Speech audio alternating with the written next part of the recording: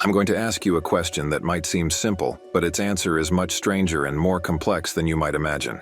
It not only reveals how we know the universe is over 13.7 billion years old, but also confirms how we know about the occurrence of the Big Bang. The question is, if the universe is filled with infinite stars, each emitting an immense amount of light, then why is the night sky completely dark?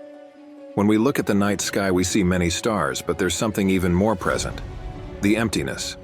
Just pure and simple darkness. Well, unless you live in a big city, where you might see a dozen stars on a clear night if you're lucky. But we all know there are an apparently infinite number of stars in the universe, each one brighter than the next. So bright that our own sun, located 93 million miles away, illuminates our entire planet.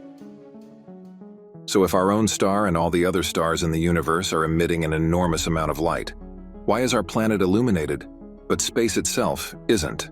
If you've thought about this, you might have thought, I always assumed space was black because it extends infinitely, and space is a vacuum with no air. If it extends infinitely, then there's nothing for the light to reflect off, like walls.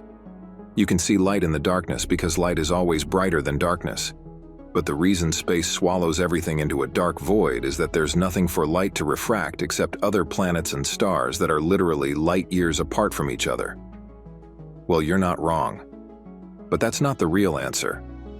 To fully understand the answer, we need to learn about two things. One is surface brightness, a very important term in astrophysics. And we also need to learn about this guy, Heinrich Olbers. He was a German astronomer who posed this question in 1823. At that time, it was thought that the universe was infinite, but it was also thought to be static, meaning that the universe extended forever, but was not moving. It was not yet known that the universe was expanding. But what Olbers knew was something fascinating. The surface brightness of a star remains constant no matter how far away it is from us. This means that if we draw a straight line to a star at a specific point on the surface of our sun, even if the sun were 10 times farther away, it might appear dimmer in the night sky. But that straight line to that point would shine equally. Now, with this understanding of surface brightness and Olbers' assumptions about the universe, we get to the heart of the matter. If the universe were infinite and static, as Olbers believed, you could theoretically look in any direction, and if you looked long enough, you would see a point of light. In other words, you would always find a star no matter where you looked. So we should expect the light from these stars to fill the night sky completely, making it as bright as the surface of a star. But that's not what we see. And that's where Olbers' intriguing paradox comes in. Olbers' theories about the universe did not align with what we actually observe. Surprisingly, the most convincing scientific explanation at the time came from Edgar Allan Poe, the renowned author of The Raven. Although he is better known for his dark and brilliant poetry, Poe believed that his lasting legacy would be his scientific ideas. Shortly after his wife's death, he delved into physics to write his final work, Eureka. In this visionary work, Poe proposed that the universe was not old enough for light to completely illuminate the night sky. With an infinite-sized universe, he argued that not enough time had passed for light from its most distant points to reach us. Although Eureka contained scientific errors, the general concepts of his ideas were surprisingly accurate. What is even more shocking is that within Eureka, Poe presented his idea that the universe was born from the explosion of a single primordial particle. He did not realize at the time, but he correctly predicted the Big Bang theory almost a century before it was actually discovered. Although Edgar Allan Poe ended up being more remembered for his brilliant literary work, he achieved his wish, as many remember him for his scientific intuition about the Big Bang and for being closer to solving Olbers' paradox than Olbers himself. But someone eventually solved the paradox, and it's a name you will likely recognize. The person who solved Olbers' paradox was none other than Edwin Hubble. Yes, that Hubble who names the famous telescope.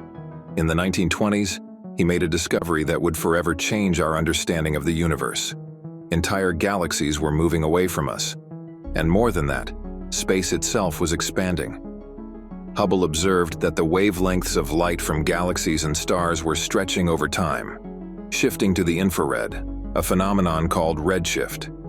As the light waves expand, they become weaker until they disappear from the visible spectrum. Additionally, Hubble discovered that the galaxies closest to us were moving away more slowly than those farther away.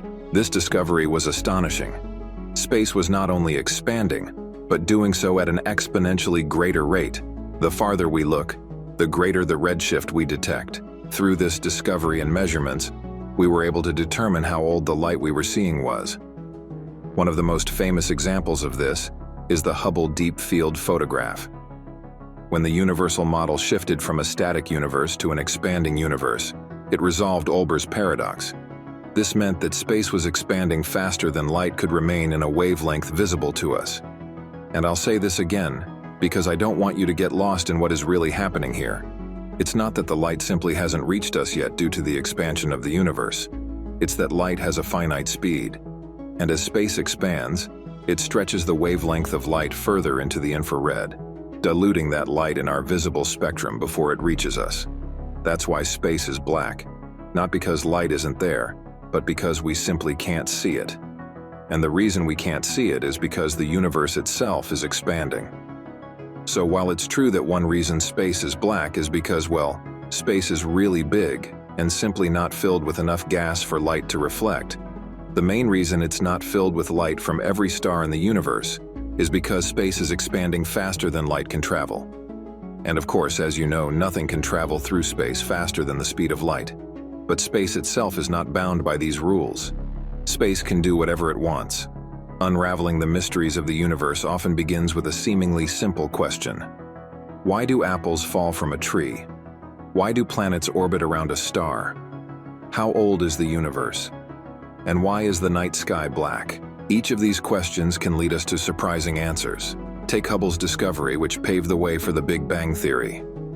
Hubble revealed that space is expanding, and looking back in time, this means that the universe was once much smaller, denser, hotter, and incredibly bright. 30 years later, two radio astronomers in New Jersey discovered the cosmic microwave background radiation, traces of the heat produced by the Big Bang. These incredible discoveries, which shaped our understanding of the early universe, began with simple questions. Questions you might have now. So I encourage you to ask them. Follow the evidence and let it guide you to the answer, no matter how challenging it may seem. Because a seemingly simple question can turn into one of humanity's most profound discoveries.